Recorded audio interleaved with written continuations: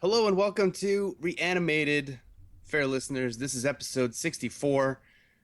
My name is Stuart Tiffin, and I am one of your hosts. And joining me in, I don't know, the Great White North, I guess, would be H.A. Conrad. How's it going? Going well. How are you doing with I don't know, the weather, The sub hypothermia? the sub-zero weather. It's all right, but it's getting a little tired. But we didn't get, we're not getting the land of Hoth type weather, which they're getting in Boston. So I can't really complain too much. Yeah, I'm seeing some pretty bizarre photography coming out of that area with just everybody's dealing with now that everything's getting plowed, everybody's dealing with like 10-foot high walls of snow wherever they are. Well, So, it's almost like they've given up. Like there's just sort of all the cars are kind of yep. locked in. So I just am, I think they're hardy New Englanders. They'll deal with it, but it's still. I'm glad that I don't have that kind of snow here yet. And let's hope that knock on wood. Let's hope that stays the way the rest of the winter of 2015. I'll I'll trade you some. Wouldn't mind a little bit. It's 80 degrees right now. Oh, poor you. Poor you. Do you know what it's like to sweat in February? Shut up. No, you don't. Unless I'm you're at the gym. nice. So anyway, weather talk aside, this is a podcast about zombies, not about weather. Although zombies and weather do have an intersection They do. at times. We are reanimated. Wonder Twin powers activate. We're going to be talking about three. Goddamn, with the motorcycle gangs. 3 more episodes of The Walking Dead season 3, episodes 10 through 12. I just like Um, to imagine that it's Daryl and Merle yeah, kind of driving by. that's the only way to get through it without losing your mind. Is just constant parade of Daryls and Merles. And by the way, when they're together, I pronounce their names Daryl and Merle. Do you do that? I do too, Or actually. Daryl and Merrill? I don't know. It's easier to say if they're the same, vowels. Did Um, you, just as an aside, did you happen to see the Norman Reedus Jimmy Fallon appearance? oh no, I missed it. Where they were basically challenging each other to crossbow skills. So it's pretty funny. It's pretty funny seeing him all cleaned up, but yet with his still long, sort of weird hair. So go Yeah, I go and feel like watch it. I will. I'll go find that. Hey, and Squarespace, you guys. Nice, nice segue. They're all on one platform that makes it easy to create your own professional website. They got drag and drops. They got professional templates. They got free trials. They They got got Jeff Bridges. they got Jeff Bridges. They do. You didn't see the commercial, the Jeff Bridges talks you to sleep commercials. That's all Squarespace. Fantastic. I'll send you the link.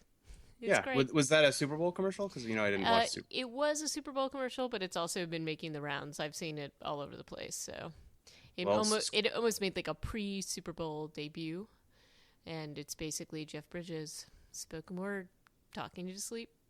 it's pretty nice. I could go for some of that. Honestly, when I have a really hard time falling asleep, like if I'm really sick and I keep coughing and it keeps me from going to sleep, I listen to a book on tape. And so the listening to somebody talk to you is it's probably why I didn't do so well in school. But listening to somebody talk to me puts me to sleep, and so that's how I pass out when I'm not able to fall asleep usually. Are you trying to say that lectures that we attended, you were not conscious? Potentially. Okay. So either way, if someone in our listenership, our audience would be interested in using Squarespace to create their own professional website, they can use an offer code even, which is zombie. It's not case sensitive. You just plug that in when you're at the checkout for your first time using Squarespace, and you should get 10% off. So that's pretty cool. Yeah, it's very, very cool. It's pretty cool. So what else are we talking about today, HA? Today we are talking about some, the usual tidbits in undead news, and we are also doing a review of episodes 10, 11, and 12 of season 3 of The Walking Dead. Yeah. And Yeah. I have a lot to say about some of this, but, Well, we're going to get to that. But first, we have a few other things that we need to discuss. yes. First on the list, I guess first on the list, even before the first one on the list, did you know, AJ, that there was a zombie mode for games like Call of Duty? I had heard tell of this, um, Okay. but I feel like you were the one who mentioned it to me. I might have, because I think it was the fact that many moons ago we talked about how it was growing as a very popular mod for this franchise.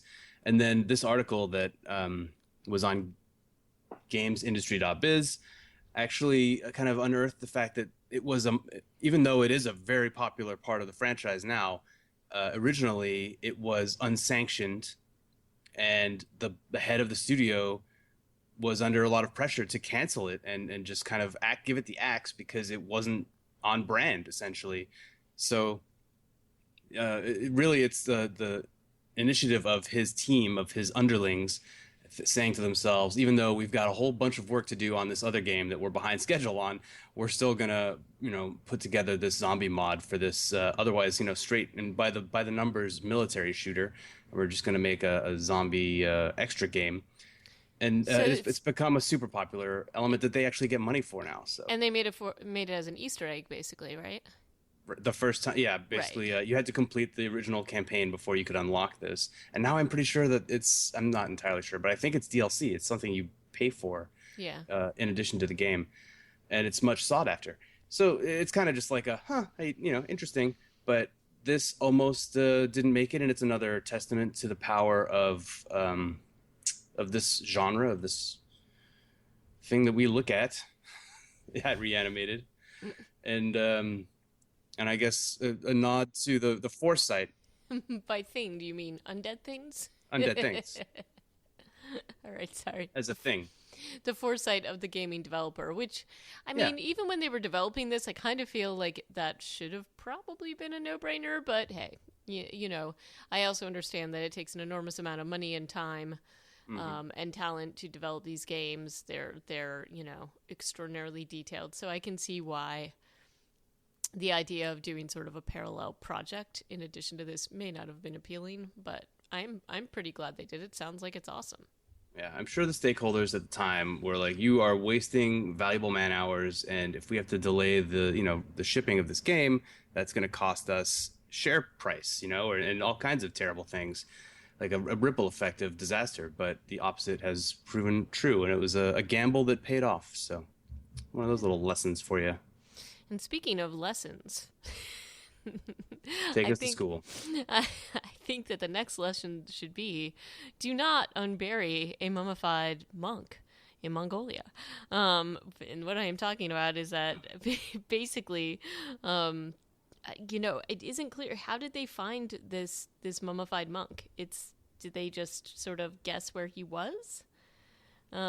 I It think there's just more to this story than is being revealed, and at least in this. This is also an early BBC article that is about 10 days old now, and there's been other second stories or additional stories on this topic. I'm sure you've seen it elsewhere on the internet, right? Yeah, I did. I did. So basically, what we're talking about is that the these I don't know who found him. I'm assuming some Buddhists had to be involved or scientists, but they found the remains of a monk sitting in the lotus position, and they are claiming that he is. Are they thinking that he's still alive? Is that what they're saying? That he's stayed in this meditative state? Yeah, but Right. So, that's the but second photo in the article pretty much tells you that guy's not alive. well, according to who, Stuart, is what I want to know. In any case, they're saying that if a person who's meditating in this way can stay in the meditative state, he can become Buddha. But he was discovered, or this monk was discovered. He was stolen by somebody who was hoping to sell him on the black market. I kind of wonder how that conversation went down. Hey guys, I've got this mummified monk. Do you want him? Uh, you How much are you going to give me for right? this, man jerky combination? And I just feel really bad. I kind of feel creepy even seeing the photos of him. It feels terribly awful and wrong. But in any case, there he is. There he sits. And he is currently in a Buddhist temple, you know, and will be worshipped for eternity there, supposedly. So they're just basically going to hold on to him and assume that he's just, yeah, Still meditating. Yeah. Yeah, that's, mummies always freaked me out. Did they ever freak you out when you were a kid? I used to always, Not be really. really, really weirded out. King Tut freaked me out tremendously. I don't think I had much exposure to them until after like the cheesy ones wrapped up in toilet paper. Like that, and that kind of just Like undoes the all the terror. curse of the mummy, like the actual sort of classic horror films. Yeah, I know. I've never seen. Certainly not when I was a youth. Anyway, Ute. these Utes. Right. Speaking of Utes, Yes. please go ahead and pronounce Steve Ewan's last name. I just did it for you. It's Ewan, correct? I don't know. Well, in any case, he recently gave an NPR interview, which I think if you are a fan of Walking Dead and specifically a fan of Glenn, he does a whole interview, and it's really interesting, talking about his role on the show, the fact that and it's totally, I think, ridiculous and unfortunate, but he is one of the few diverse actors out there that is in an action slash hero role. He also gets the girl. And as he says, he from time to time gets to play a badass. And, he also goes into sort of his history of coming here to the U.S. and tackling a little bit of his parents' ideas of, what they were thinking he would become, i.e. a doctor or a lawyer, and instead he became an actor, and they were kind of like, I don't know if coming to the U.S. was such a great idea. This is what we get, and I think they probably have changed their minds by now. But it's kind of a cute interview, so I definitely recommend taking a listen if you get a chance. It's an interesting article, and it's actually a little bit more critical of Hollywood and the role of the Asian leading man, or what they've been relegated to.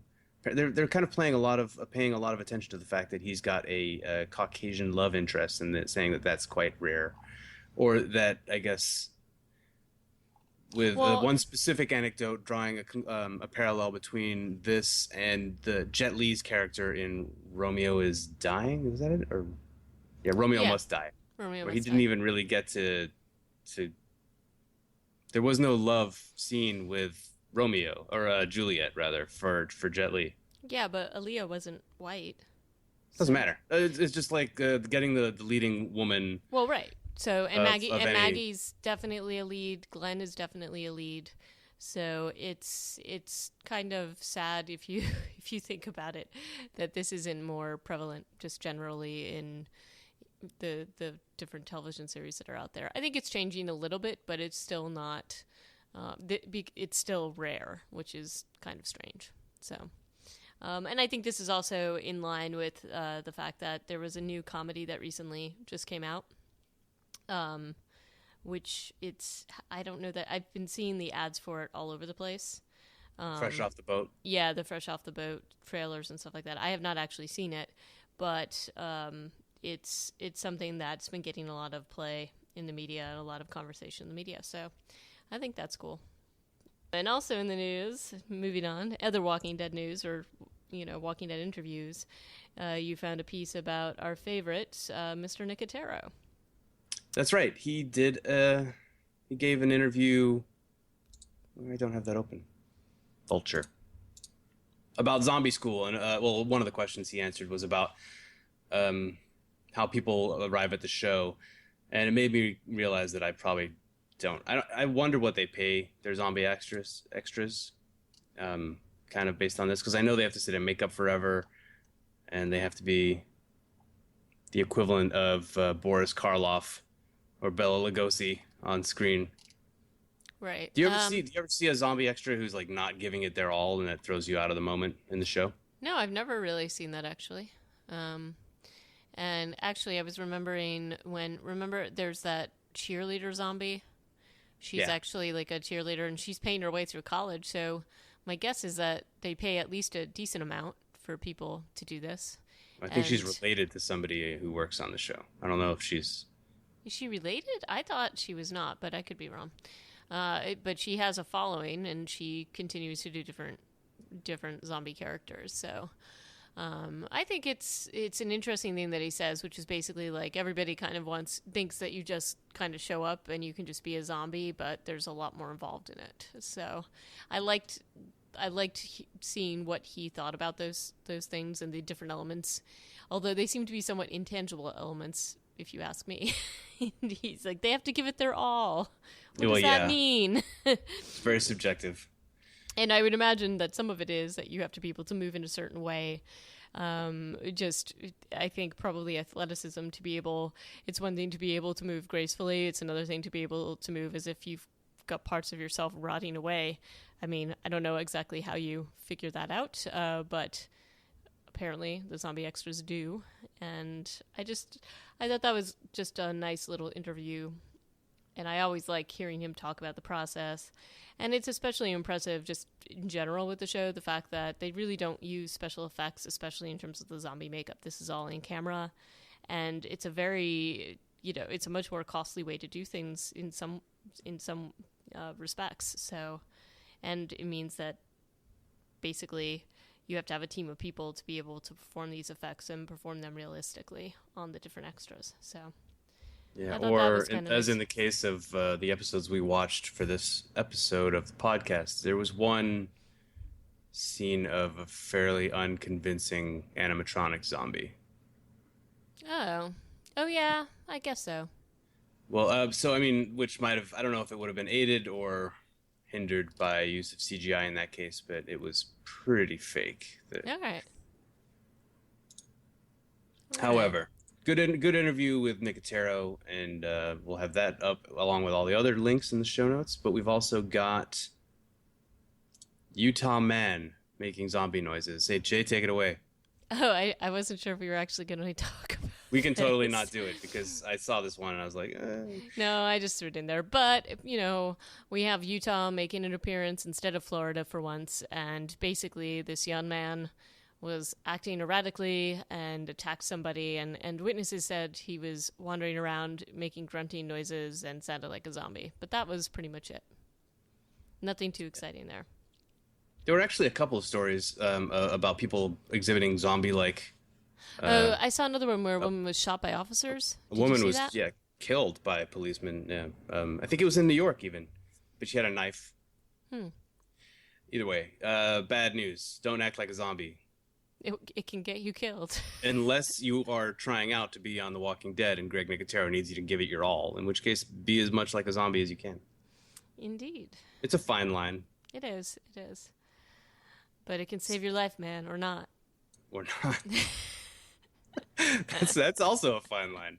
Yes. So you know what I've been doing that has been costing me sleep? What have you been doing? I've been trying to play Dying Light, the new video game that came out a week or two ago. And has it been making you lose sleep because you're so intent on playing it, or because it's so disturbing to play? Actually, it hasn't really been costing me any sleep, because if it were, it is terrifying. The sound is like all encompassing in this game. I feel like something about the software has the sound really, really loud, so you're really in the moment a lot of the time. I can't play the game at night, even in the game. Like, there's a day-night cycle in the game. I cannot go outside at night in the game. Too scary. Also, really? I cannot play the game at night in the real world. All of this actually might just mean that I'm a big baby and I need to. Oh, you mean you're scared to play it at night in the real world because it gets into your head too much? It's really atmospheric and scary. Yeah. Huh. Okay. And then in the night cycle in the game, it's also even more scary. Like, even if it's 12 p.m. noon here and the sun is high in the sky, I really do not like to play the game in the night version of the game. But then, even if it's daytime in the game, I will not play it here if the sun has gone down. Interesting. The things I'm learning about you. That I'm full of terror. The night is dark and full of terror. Well, good to know.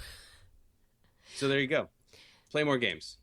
So wait, other than that, I mean, are you enjoying it despite the terror? Oh yeah. Okay. A game that evokes a visceral response like this has to be good. Yeah. I mean, Okay, oh, that's not always true. 'Cause sometimes they're just too like Doom 3, another not a zombie game. Well, yeah, it kind of is a zombie game it is a actually. little bit. I like all you had as far as light was a flashlight, and it was very claustrophobic, and I just couldn't get through more than like half an hour. Hmm. All Yeah. right. Well, I look forward to hearing your updates on this as you make your way through. Updates. Actually, the more I play, the stronger my character is going to be, and the more he'll be able to kick ass. So it'll be less scary, I think, as the game goes on. That's Hmm. fine. I'm ready to not be at the mercy of all these damn zombies. That would be great. Um, you know who else is tired of being at the mercy of zombies? Who? Rick's group in the prison Yeah, in episode 10 of season 3 of The Walking Dead, entitled Home. that was nice. That was a good one. It wasn't. Written by Nicole Beatty, directed by Seath. How do you say It that looks name? like Seath to me. I would say It's Seath. like Keith with an S. Yeah. Keith Mann, and it came out to 11 million viewers. Quite the bunch. Uh, Rick is insane. Yeah, Rick runs around a lot in this one, seeing Actually, things. for the next couple, right? Yep. It's kind of so this is what they establish right off the bat, or with the cold open is Rick is originally doing something useful. He's like putting up barricades. He's working on the prison. You know, he's like trying to because they've just come back from Woodbury. Woodbury and hopefully gotten a night's sleep, but maybe not in the case of his craziness. Hmm. And but then suddenly he starts seeing Lori in a beautiful evening gown, and starts running. It's actually pretty funny. Michonne's reaction to him running out of the gate. Yeah, she's It's like, actually she redeems herself, or she makes herself a lot more likable in these next few episodes. oh, So, absolutely, yeah. and Like this is one of the good moments too. Her face is awesome. pretty priceless. So yeah, he just runs out and then starts caressing the ghost of his wife's face, and there's nobody there, and we get to have a peek of what that looks like too, which is Yes, insane. and I wonder if the actress who plays Lori is kind of like, "Come on, guys, already! I'm dead. Like I thought I was off this show." Or she's like, "Hey, I'm back on this show and I don't have to wear dirty clothes anymore." Yeah, but she still has to stand out in that yard with True. who knows. Yeah. Maybe the way that they kind of didn't show her face very much made me wonder if it was even going to be her, if it was a body double or something. Yeah, no, I think it's her. But yeah, you got Rick running around like a lunatic, definitely. Um, And then right after the cold open, we were back in Woodbury, where the governor starts this campaign of like very earnest seeming misinformation. yeah. He's just like messing with everybody's heads, Hmm. and it's kind of insane. First thing he Yeah. does with Andrea is say, "You know what? I'm not fit to lead this community. You are, and I'm never gonna go and attack the prison because it wouldn't do anything." Yeah, and that was just a weird thing anyway, because first of all, again, she only arrived in Woodbury, what, like a few days ago? Like it's not like why on earth would you be ceding leadership to her of all people? Because Like that's apparently just Woodbury doesn't have any credible leadership material. It's just a bunch of sheep. And yeah, then, yeah, I guess so, maybe. But anyway, that was kind of weird. She's pretty gullible, clearly, because he's definitely proven that he's trustworthy on all levels. Yeah. Anyway, yeah. So he tells her that, and then he runs to Milton, and he's just kind of like, "Oh, you should watch her for me and keep an eye on her for me." And it's just, he's kind of playing mind games all over the place. With, as you said, with everyone. yeah. Um, I don't know. I mean, I guess you're right. They must be kind of cheap because we've seen his erratic behavior before, and nobody seems to be questioning him, from what I see.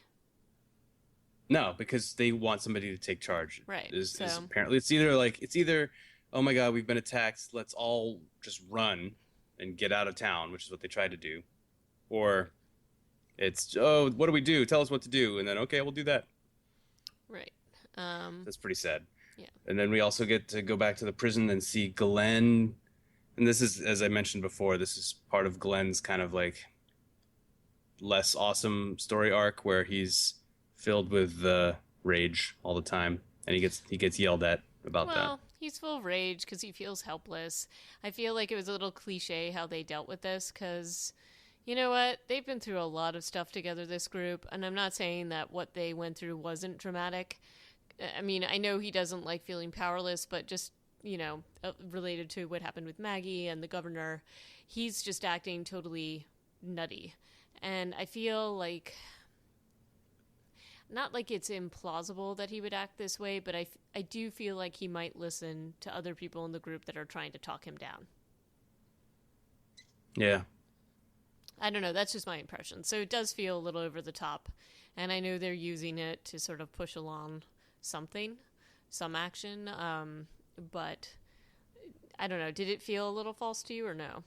Yeah, well, I was gonna ask you how you felt about the scene where he confronts Maggie, or at least goes to kind of check on her, but then and then she has to.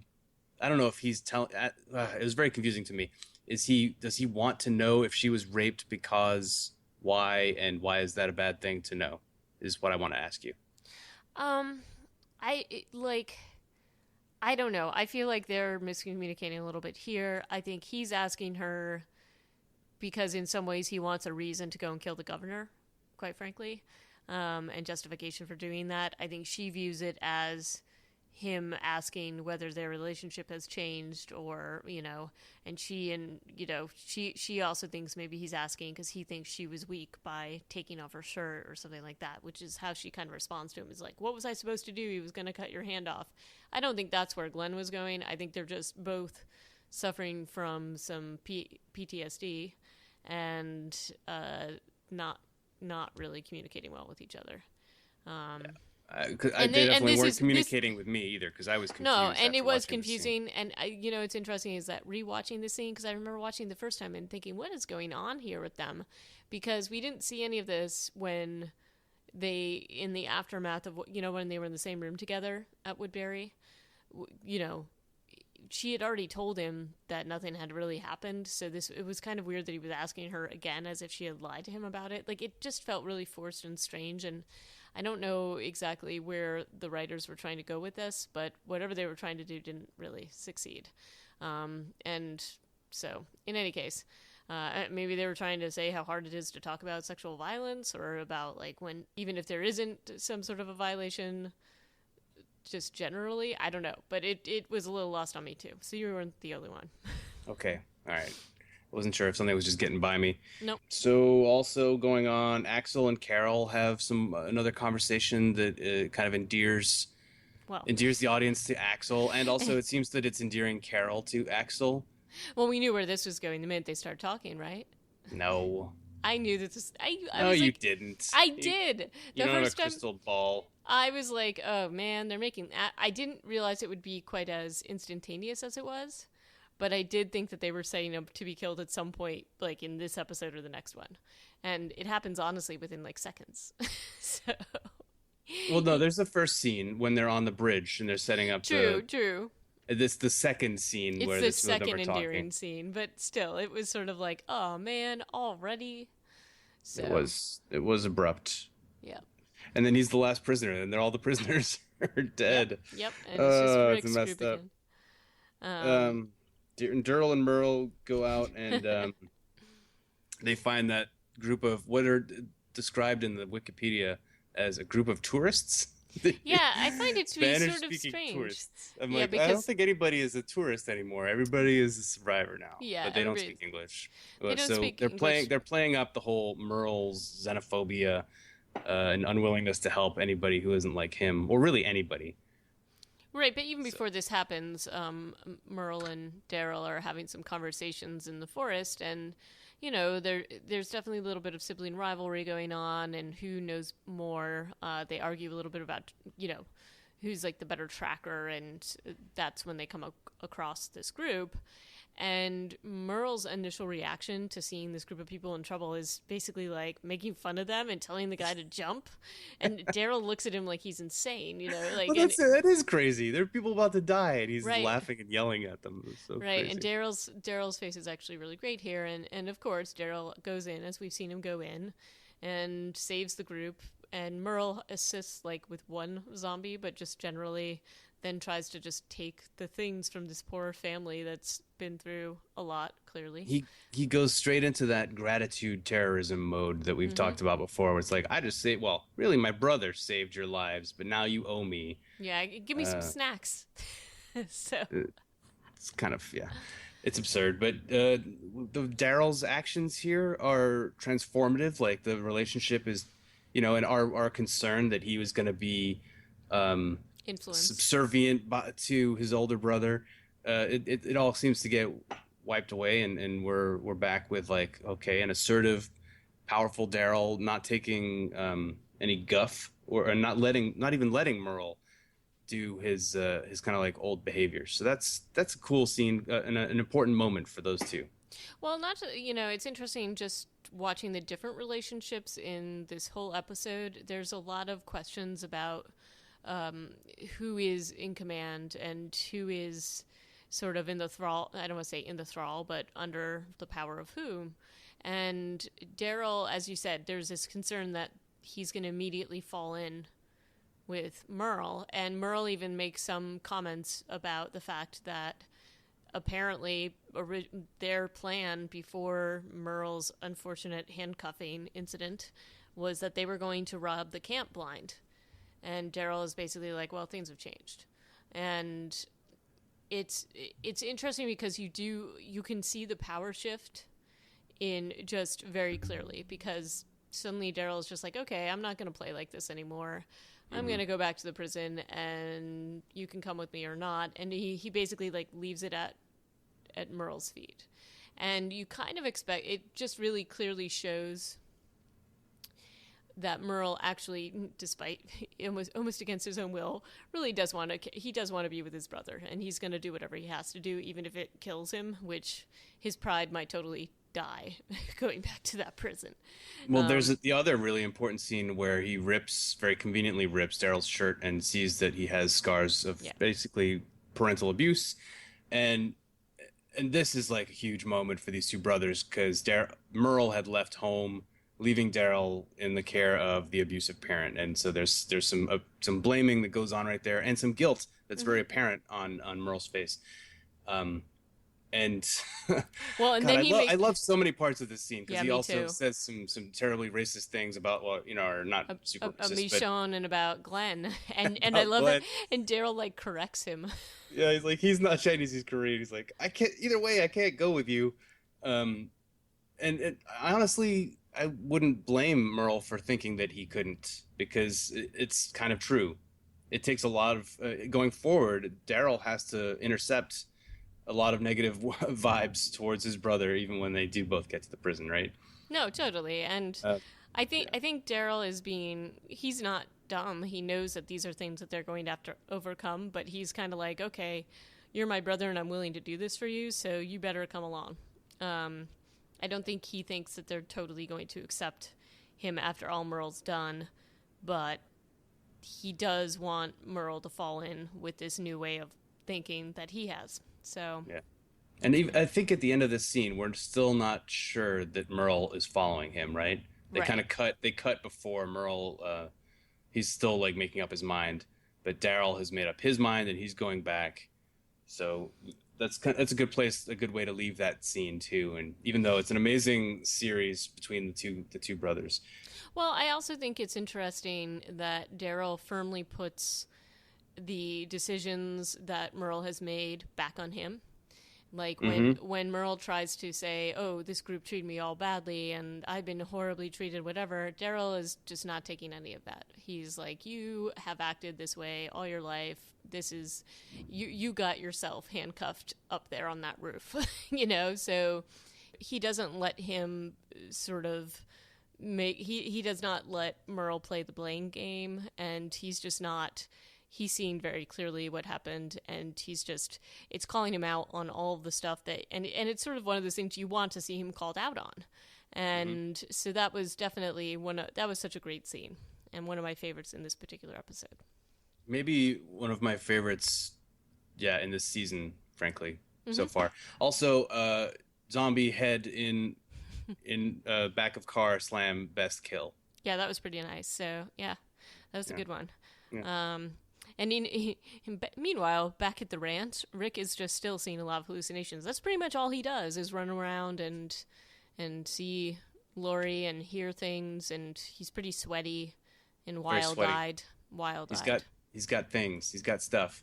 Herschel is doing his damnedest to hold it all together. So you got to give Herschel props, even though, he's not the most mobile character left in the cast. He's trying to talk down Glenn. He goes out and tries to talk down Rick. He's kind of taking on the Dale role. He's trying to talk down everybody, but it's kind of hard for him because he's on crutches. So it's sort of like he has to get himself over to where Glenn is, try to talk him down. That doesn't work. Then he has to take himself all the way down to like the outer fence, which is where Rick is.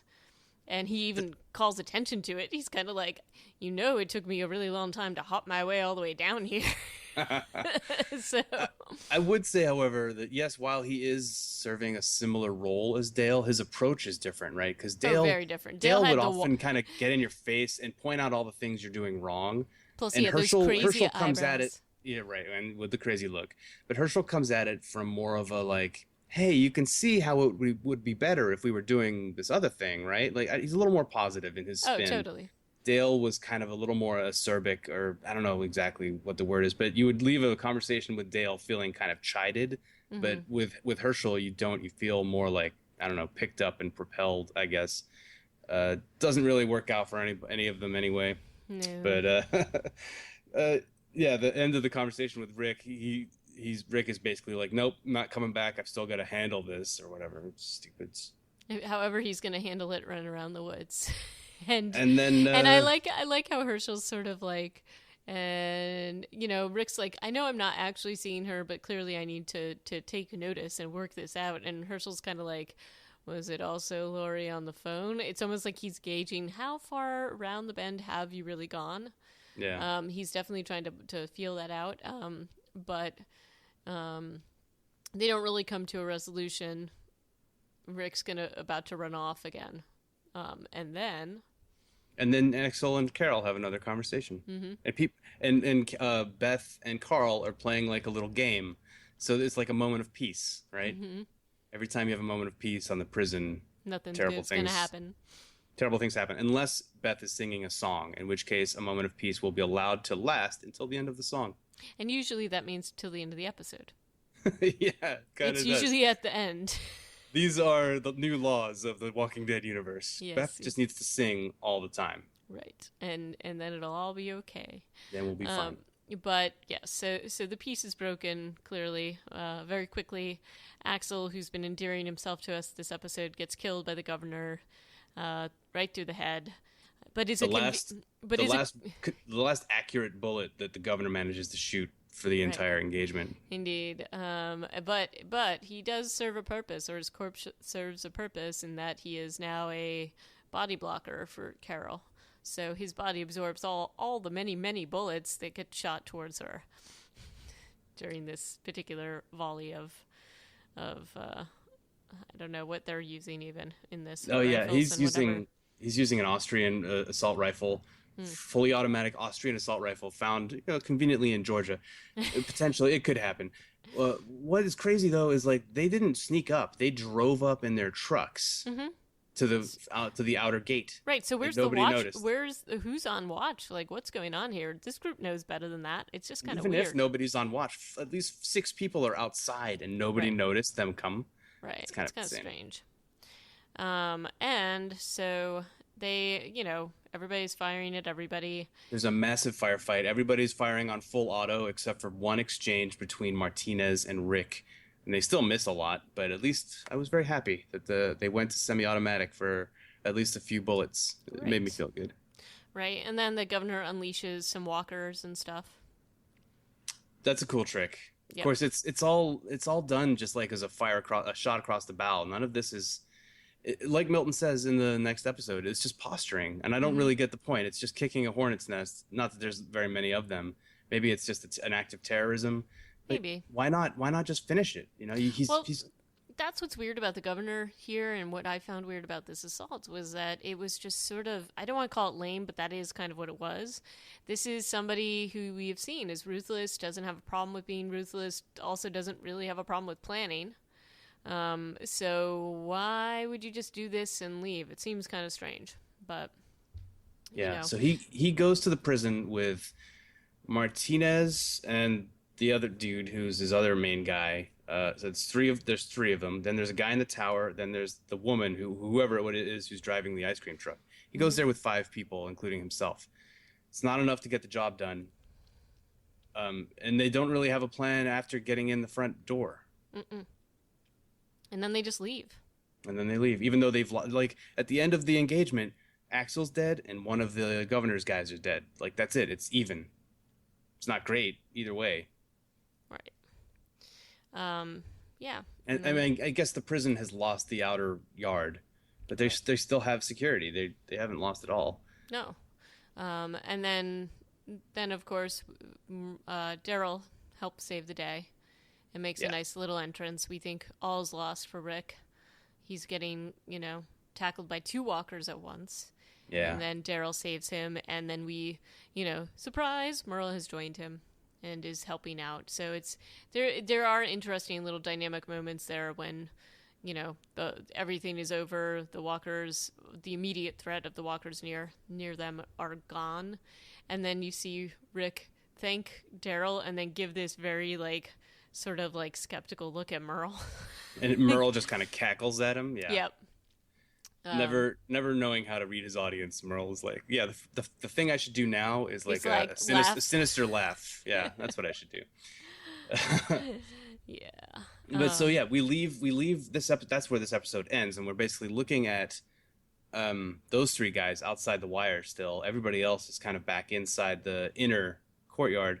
But at the beginning of the next episode, everybody's inside. So they've managed to get through the yard somehow. Right. Did you notice that as No, a I did too. I was like, inconsistency? that's kind of strange. Okay. But Yeah, I thought that was weird because I don't know. There's a whole bunch of walkers still in the yard when they cut back to it. It's not like they've cleared it out again. right. Um, but yeah, are you ready to talk about the next episode then? Mm-hmm. Which is episode 11. I Ain't a Judas, and this was written by Angela Kang and directed by the wonderful Greg Nicotero. So this pretty much picks up, but as you mentioned, inside.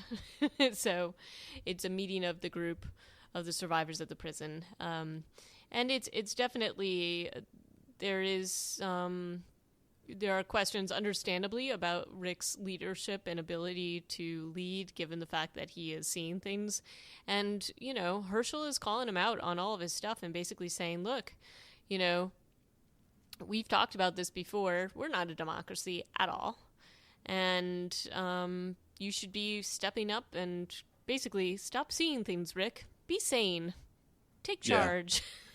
and it's a real departure from his usual kind of like, oh come on, let's work Right. together. I believe in you. And he actually yells at him, and you Well, got to figure that's dangerous to do on some level. maybe, but I also feel like Herschel was kind of like, okay, I tried this other tack and that didn't work. So maybe if I show how emotional I am about this, maybe it will scare Rick straight to some extent. But yeah, I agree with you. Even while he was yelling at him, I'm like, oh, I don't know that was the best thing to do. Um, but Yeah, yeah, and then we go from that interaction to Carl telling his dad to like retire. it's like, you're crazy, Dad. You maybe, I don't You know if, you've earned it. You should take a rest. It yeah. was nuts. Yeah, that was really strange. And you're just like, oh gosh, do we have to worry about Carl? But you've always been kind of worrying about Carl. Like, he's kind of weird. So, Well, I mean, the worst part is that I think that he's right. I mean, Rick yeah. isn't an effective leader, but the fact that a 12-year-old has to tell him that is pretty sad. No, of course, of course. Um, but Yeah, and then um and then are we ready We to go talk back to about Woodbury. Woodbury? Yeah. Yeah. So, okay, so one of the things that just drives me crazy just generally, and again, we've talked about this so many times. Andrea is just like the lamest character of all time. She just really is. She's in Woodbury. It's not enough that you know, she had found out that Glenn and Maggie were there and that, her friends are holed up at the prison and that the governor claims that they attacked him, but it's like, well, you had to go to the prison to get attacked, right? Um, but she just keeps, she's like, I'm going to broker a peace between us and the prison people because I know these people. And it's just sort of like, she's just such a useless and terrible character. And I just don't, I feel like they didn't really fully figure out how to use her in this whole show. They just kind of make her this annoying character who waffles back and forth all the time. And it just sort of, her, whatever debates happen with her just seem like they don't go anywhere. Like they don't help the action move forward. They don't help anything. So that's my rant about Andrea. Sorry, but he's like, she's arguing with the governor, acts as if he's going to be sane. Like she's seen all of his behavior at this point. And in this episode, like in the last episode, he's blowing smoke up her ass about how she's more, qualified to be the leader. In this episode, he's straight up lying to her face about everything, and being very dismissive, and she still isn't seeing the writing on the wall. Right. And then he's like, oh yeah, you go to the prison, but don't come back. Like it's so stupid. And I just don't, I don't know. It just is one of the most annoying things. And I think I sighed audibly and was kind of like, ugh. During these entire scenes, I just found them to be so ridiculously annoying. So, and then, of all the things that she could do, she then tries to enlist Milton to help her. Milton, who she knows is the governor's right-hand man, who is entirely wussy and subservient to the governor. You're going to ask him for his help? Yeah. Just, I don't... How has she not made another friend in that camp who... Yeah. Right? Am I wrong? Like, did you see this at all? Did it annoy you as much as it did me? Or am I just a real Andrea hater? Well, I mean... Character development wise, there isn't anybody else she could ask on the cast because they'd have to introduce a whole new character to be her friend because she's driven everybody else away. But Milton, it makes as much sense as anybody because he does have a conscience, and he's not actually in the governor's insano camp. He's just too scared of the governor to go against him. Yeah, I know that, but it's also, she's not dumb. She can see how he's just not somebody that you can really trust because he's constantly bowing to the governor's will. He just is. So I feel like she probably would have been a little more. I don't think she would have been asking him for his help as openly as she was. That's all. Yeah. But help her. He basically and he rats her out to the governor right away, immediately, and the governor's like, yeah, help her. So. But I actually wanted to talk to you a little bit about the scene where he does help her. So her idea to get to the prison is to do the same thing that Michonne did, which is to use a walker as sort of camouflage. Yeah, but this is the scene that I was referring to earlier. Yeah, go on. Yeah, and this was a little over the top. Not a little, a lot over the top, and it wasn't even all that successful. It was deliberately and gratuitously gory. So basically she's taking off the arms of one of the walkers and then taking its jaw out. And it's pretty gruesome, but you're right. It did look very plastic fantastic. There was one actor, and they would keep cutting back and forth between the actor and the puppet or whatever, but every scene where they were lying on top of the robot and it was just jerking its head back and forth. It looked bad, I know. It looked really bad. And so when I also am reading, and this is directed by Greg Nicotero, so I'm sure it's his handiwork, and he's like, yeah, we don't use special effects because we want to use practical effects. I'm like, well, maybe you shouldn't never say never, Right. But either way, so I think I like from the story perspective. I like that she reproduced something that she learned from Michonne. I thought that was good. No, I like that too. I think he's more talking about the fact that they don't use computer generated images or That's what imaging. I mean. That would have gone a long way in this scene. They Well, should have gone there. I guess so. I guess so. But maybe, I don't know. I thought it was a little camp and kind of silly to see it. And I agree with you. That's not where they had gone in this show up until this point. So yeah, I hear you. I It think could have they been done a probably lot have. better. They probably have used a lot of puppets and probably animatronics too. But this was just the worst Yeah. employment of that No, we've seen. that's true. That's true. But yeah, you're right. I did love how she used this, and then you know the whole scene where they're doing this to the walker, and then suddenly the Tyrese group walks on in on them, basically. It's Yeah, like, enter stage left Tyrese, Sasha, and the two douchebags. and it's kind of like, oh, I just took the jaw out of this walker. I'm just gonna go along with my business now. And they are looking for sanctuary in Woodbury, and Milton happily decides to bring them in without really questioning them at all, which is pretty interesting. Since it feels like people got a lot more. I mean, at least it felt like Michonne and Andrea got a lot more questioning and sort of the once over by the Woodbury denizens. But Yeah, but they were. I mean, there must be a difference between getting rolled up by Merle against your will and saying, "Please let us in." true. I assume that those people get treated differently. The scene with Tyrese talking to the governor in Woodbury is extremely relevant given True. recent episodes in season 5. It's kind of good timing on our part, actually, that we were talking about this episode right after the last episode of season 5 that we've all seen. What was that going to be on February 8th or 9th or 10th or something? Mm-hmm. Yeah. But we're not going to speak any more of that. I'm just saying that it was relevant. Yeah. Yeah. We can't speak of that right now. No speaking of it.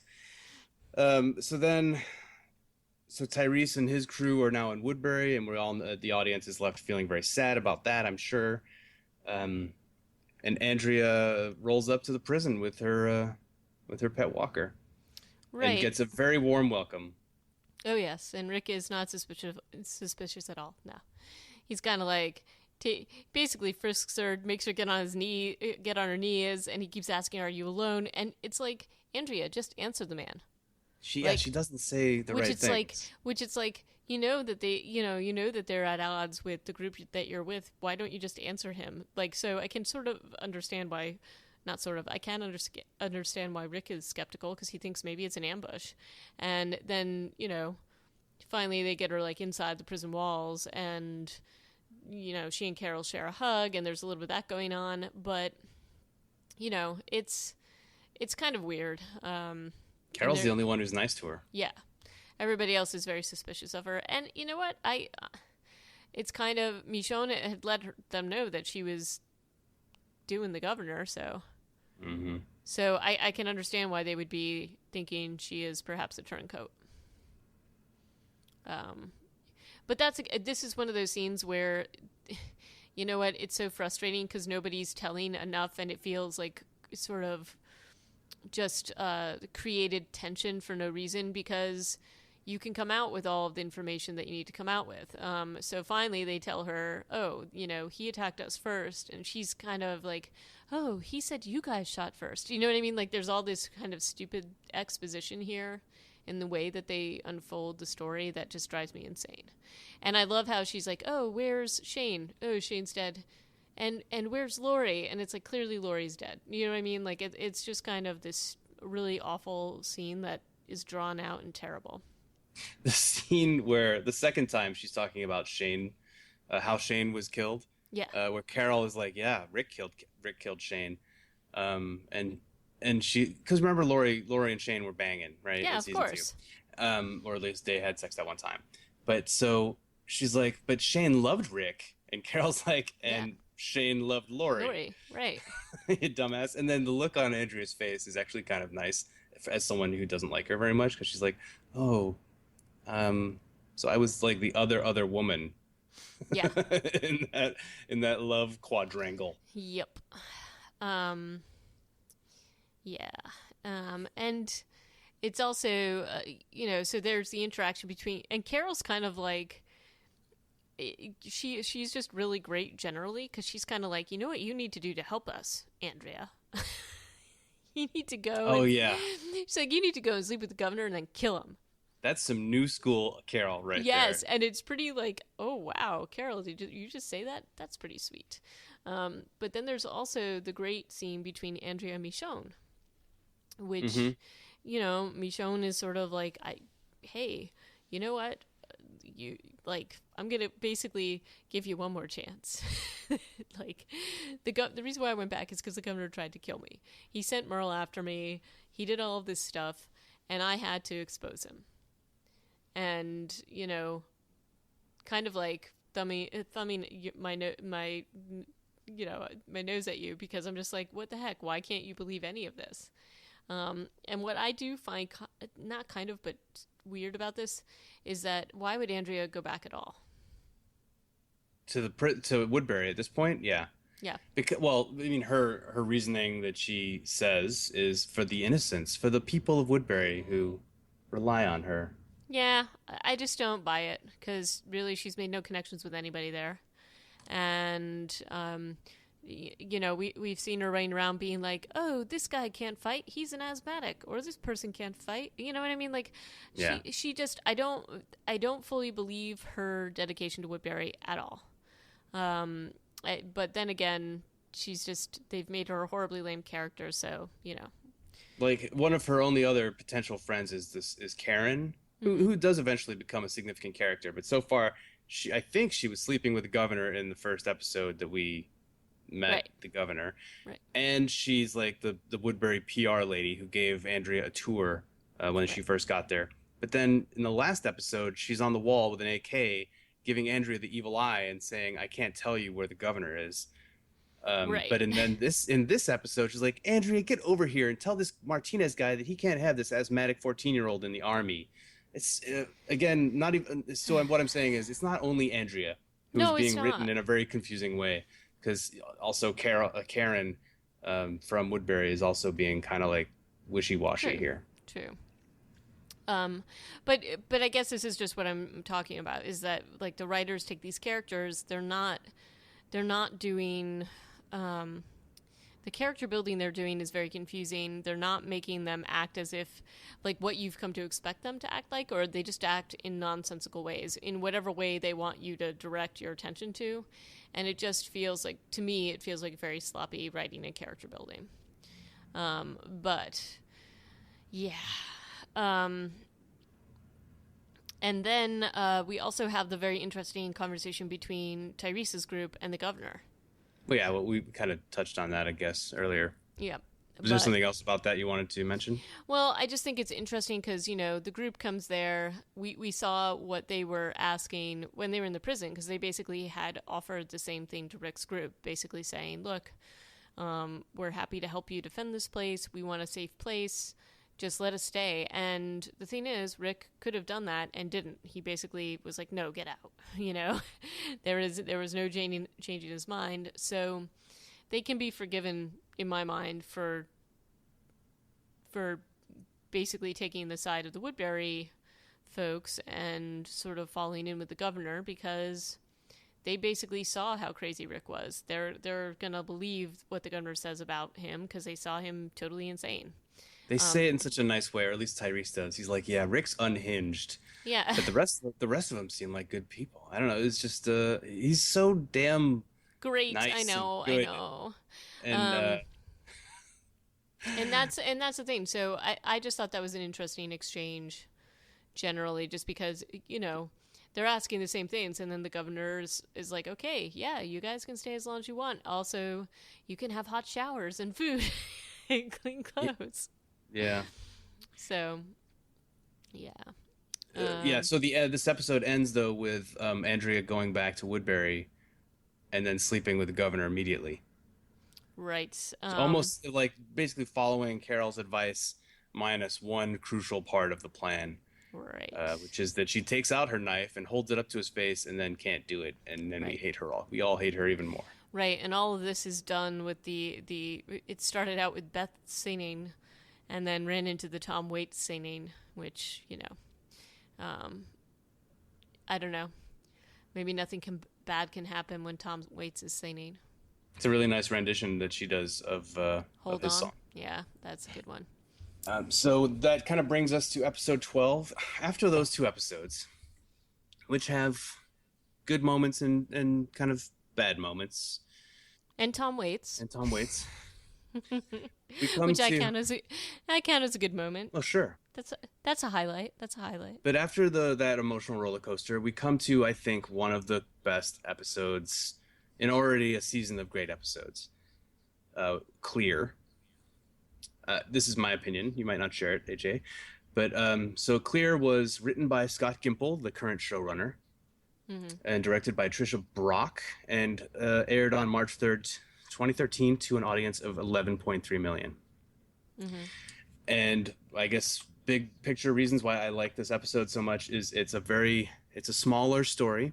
It's very tight on just three characters of the big cast. Well, four, I guess. And it doesn't have Andrea in it. It doesn't have any Andrea, and it's got it develops some good relationships and some good character building, but good character building like in a good way, like not what we were talking about before with some wishy-washy writing. This is good stuff that they actually continue some of this development along future seasons and episodes of the show. So those are reasons I like it.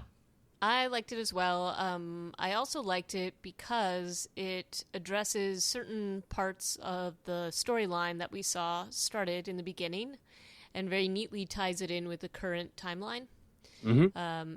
And in addition to all the character building, and it very much pulls Michonne into this story, I feel, much more fully than we've seen her at this point, and primarily through her relationships that we see building with Carl and with Rick.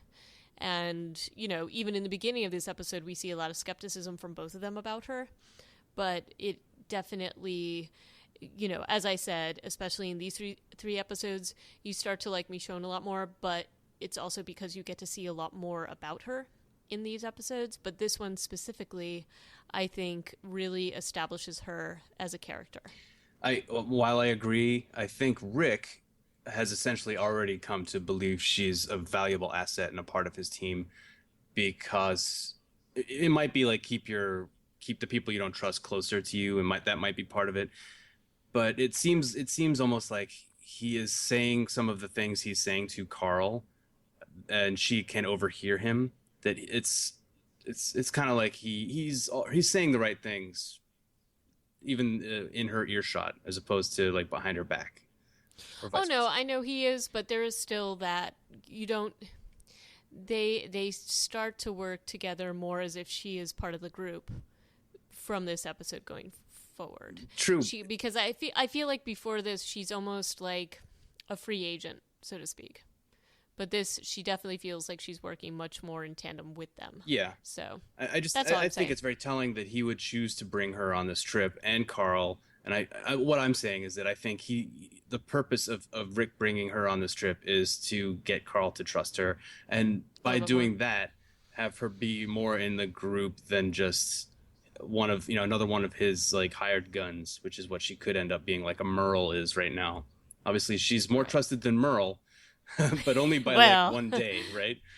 Right, but then again, so we should get talking about the episode. Yeah. But the big thing is that they are the whole point of Rick, Carl, Michonne. They are basically taking a run, and they're going back to King County, Georgia, which, if you remember, is where Rick initially woke up. That's where Rick and Carl and Lori and Shane all lived. That's where Rick was a cop.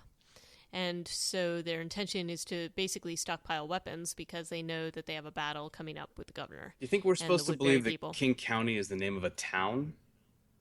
I think so. It's kind of a weird name for a town, isn't it? Maybe, but, I don't know. There's lots of weird things going on in Georgia. It wouldn't surprise me. In any case, they... one of the sort of storylines that you sort of see in this episode is that they pass a backpacker along the way, and they just completely ignore this guy, and you see him a few times in this episode. The backpacker is very iconic in this episode. Yep. And you can't help but empathize and kind of like put yourself in his shoes because everybody else has the benefit of being part of a group, not Mr. Orange Backpack. He's just all alone and Right. really not very stealthy. Nope. He's just jingling and jangling with his big orange backpack. But there's so in this journey that they take, there's just a lot of different um, interactions between the characters. That Michonne gets the car stuck, and as you said, there's a conversation between Rick and Carl just about why Michonne is even along on this trip, and Rick explains that they have common interests, and while they have common interests, they should all work together. But he also says that maybe after that they'll go their separate ways to, I guess, placate Carl a little bit. And Carl is very skeptical of her. He just keeps giving her the stink eye Yeah. for a lot of this episode. Um, and then one of the things about this, I thought that the presentation just sort of how the difference in how they see this town from when Rick left it is pretty incredible. Like this is a town that just has been through the ringer, so to speak. This is, time has passed. There's a lot of things, like there's buildings that have burned down, and they have seen this kind of crazy security system set up all around. Yeah. And Very Lord of the Flies. It is very Lord of the Flies. Like there's like spears and there's graffiti everywhere, all over the place. There's, it's clear that somebody is living there and somebody is possibly still living there and defending the place. There's like basically traps with animals that are supposed to be attracting the walkers and attracting them to then impale themselves on things. So it's definitely somebody with a lot of ingenuity setting this stuff up. And I was kind of hoping that this was where this episode was going when it happened, but the big reveal happens now. So in case you were wondering what happened to Morgan, who we met way back in episode 1, right? And that's the last time we saw him, yeah. Yep.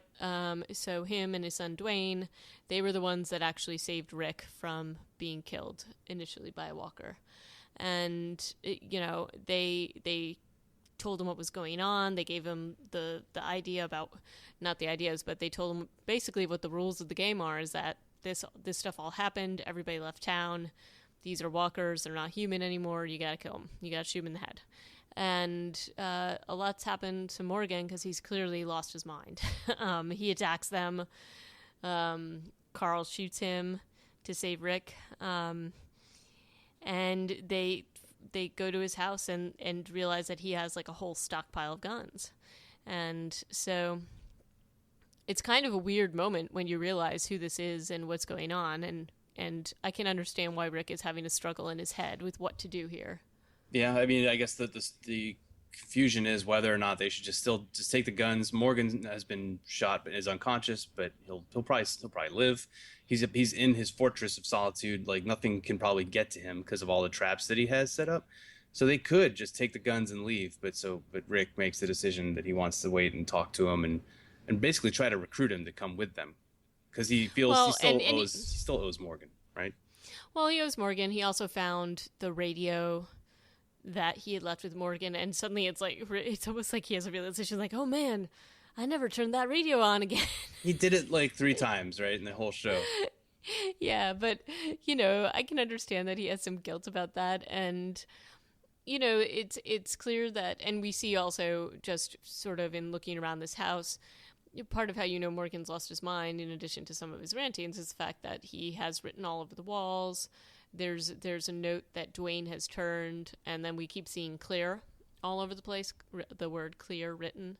And, I think Rick, especially given his recent hallucinations, is kind of like, oh, this could easily be me. And so I feel like some of his reluctance to just take the weapons and leave, despite Michonne's urging, is because he sees a lot of himself in Morgan, and I kind of feel like he sees that Morgan's a little further on down the road where he currently is. Yeah, that So, is an interesting parallel because a lot of this season is also drawing similar parallel between the governor and Rick as two leaders of a group, and both of them being a little bit insane or a lot of mhm. bit insane, right? So now we've got another guy that Rick sees his own insanity in, or sees the other guy's insanity in himself. So it's Right. like a lot of there's a lot of insanity going around in the gentleman of Georgia Yeah. in The Walking Dead. Um, right. And they, when Morgan comes to, he attacks Rick, and you definitely get the sense that Morgan thinks that Rick might be a hallucination, and he says things like, "People that you know wear the skins and turn," and you hear what happened to his son, which is that his son actually got killed by his mother, who Morgan just couldn't bring himself to kill. And neither could Dwayne, turns out. No, no. And so, and Morgan keeps asking Rick just about his wife and his son and whether they had turned, and you know, he says a lot of really uncomfortable things to Rick, which is basically like, everything's going to hell in a handbasket. You can't stop it. You're going to lose all the people you love. So you might as well go down the crazy train just like me. Not really, but that's kind of the gist of it. That is kind of the gist of it, yeah. Yeah, it is. It is. So you got that going on, and Rick's kind of mulling over those thoughts. And then while all this is happening, young Carl is supposedly going out on a mission to get a crib for Judith. Michonne is accompanying him, much to his chagrin, because you kind of get the sense that he's not actually getting the crib. She knows what's up, right? Like, yeah, she totally does. Her delivery, she totally does. Her delivery is really good. She says a couple of really funny things in this episode when she's eating snacks. What does she say? She says something hilarious. Oh, what is it? She said, "Oh, because he had said welcome." The Matt said welcome. That's right. Yeah, the Matt said welcome. So she because Rick was yelling at her for eating Morgan's food. Yeah, it was good. And she's just like, yeah, whatever. She's taking on this kind of like irreverent attitude, but then she's also kind of like big sistery towards Carl, because when he says, "I want to do a run, I got to go get this thing," and it kind of like worms her way into his little mission, but has just like a twinge of like, "Oh, I know you're up to something about her," right? And then she does the way she handles young rebellious tween Carl is, I feel like, really well done. She kind of gives him his space, but also doesn't let him do anything that'll get himself killed. Right. And I like the conversations or the interactions between him and Michonne, because she's kind of like, okay, you're going to go do your thing that you have to do, but the deal is I'm going to come with you and help you, so just stop trying to lose me, because he did. In a not so slick way. No. He's like, "Oh, don't you have to go take care of the walker? All right, I'm gonna run on my little 12-year-old legs around this corner." And she catches up with him. It's just like, really, dude, that's just not happening. And so they go to this bar, and to get something from there, and they kind of have it set up in a good way. They use one of the traps to do it. And it doesn't work out so well. And I love how it's sort of like they're going to go into this together. It turns wrong, and then they're kind of like chased out of the building. And Michonne's like, "You know what? Tell me where the thing is you need to get."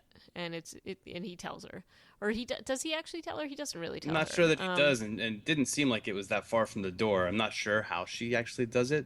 But I don't. Yeah, it's fine that it gets taken care of. But what is great is that she does it in like 5 seconds. Yeah, and it's sort of like, and you see all the walkers are kind of pressed up against the glass. Like there's a ton of them in there, and she just kind of like flicks away, flips back, and she gets what Carl had wanted, which was a photo of his parents, because he wanted Judith to have a photo of what his mom looked like, and also clearly he wanted the photo. And that's really sweet. It is very sweet, but then she also brought out that weird cat thing that she became obsessed with. Yeah, and again, and that was kind of funny. From Michonne in one episode when all she has done is scowl up until this point, and you're like, okay, yeah. So that's all you really need to do, and now she's like a much more rounded character right away.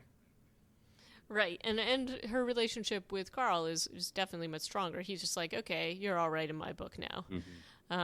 So there's that. And then, you know, we swing back, and Rick's still trying to convince Morgan to come back to the prison. And Morgan's basically like, okay, but then why do you need the guns? And you need the guns because you're fighting with people. And he's just like, you know, whether other people kill you or the walkers kill you, it still all ends up in death. And I don't really want to see any more of that. And he's just going to stay and do what he thinks his mission to do is, which is to clear all the zombies, I guess, in the entire world, or just the town. I'm not sure, but that's what he's doing.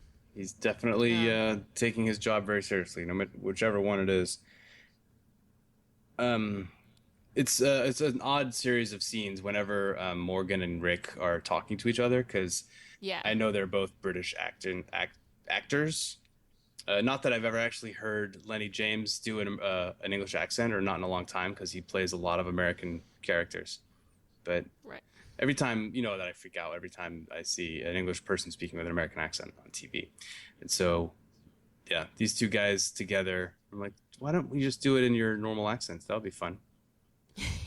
It makes me wonder if they slip, or if it's easier to slip if it's too... I think that's why Andrew Lincoln, sorry, I watched too many interviews. Andrew Lincoln is kind of method. Like I think he stays in character when he's on set, probably to avoid those sorts of things. And yeah, so it rounds out a nice little episode, and then to have some continuity at the end of this episode, we see the unfortunate backpacker, or the remains of the unfortunate backpacker, and then Rick and Michonne and Carl just pick up his backpack, Which and is so cold. It's, you know, it's weird about it. It's like, I kind of get it, because we saw Rick's opinion about Tyrese's group, and we also know what Michonne thinks, so they're kind of on the same page on this. But there's really it's not, you know, this guy isn't part of a group. He's just alone, you know? Mm-hmm. But I'm referring to more like just stealing his backpack. No, that too. It's sort of like, okay, wait. What's weird about that to me, though, is that they've also seen tons of other cars with supplies and stuff and have done nothing with that but the backpack they need. It just seemed a little weird to me. So yeah, I think it was kind of just to get another laugh, another kind of sick laugh out of the end of the show. Maybe. But no, I agree with you. I think that this was definitely one of the stronger episodes in the season. And I do feel like Michonne needed some much needed character building, and we needed to see, and it was a nice way to work out of Rick's craziness, or to hopefully work out of that. The interaction with Morgan and closing the loop on that, I thought was a really well-written episode. I mean, closing the loop with a question mark at the end, right? Well, when I say closing the loop, I mean, you've been wondering, or at least I was wondering, what had been happening to him and Dwayne the entire time. Yeah. Like, are you ever going to go back to that, or are you just going to leave that hanging out? They've covered a lot of ground since then, so I wasn't sure if they were ever going to go back to this town in this series. So I was glad to see that happening. In the comic books, they do eventually get back to that town also. I forget if it was for the same reason. They do, but it's not. I think it's after the governor's story arc. It is. So I was a little bit surprised to see them bringing it in this quickly, but I was excited to see Morgan. So yeah. So yeah, that was a good little. It was a good way to round it out, given my frustrations with the previous episode. So really, just your frustrations with Andrea, but yeah. Well, that too. Any episode without her is like a better episode. It's great for me. So I guess that's it for those three, and then there's 3 more in the season, and then right or no, there's 4 more, aren't there? There's 16. Yep. You want to just round it out? 4 is kind of a big chunk, isn't it? It is a big chunk. But yeah, I mean, we can try and just do all 4 and at once. If not, then we'll do 2 and then 2. Yeah. Wait. What are we doing again? I don't know anymore. We can do all 4. It's just doing 3 is already kind of a mouthful. Why don't we do 2 and 2 then? I think that's fine. Okay. So we'll do the next 2 next week, and then the 2 after that the week after. Sounds good. So, guys, gals, thank you for listening to this 64th episode of Reanimated. I hope you enjoyed it. We want to hear from you. If you'd like to send us an email, you can do so at reanimatedpodcast@gmail.com. You can tweet at us at reanimatedpcast. You can leave us a message on our show notes and website at reanimatedpodcast.com. And please do. Otherwise, we will be back next week. Same bat channel. Don't know exactly what time because actually I'm behind on editing right now anyway. But we'll talk to you very soon. Thanks for listening. Ciao. Goodbye.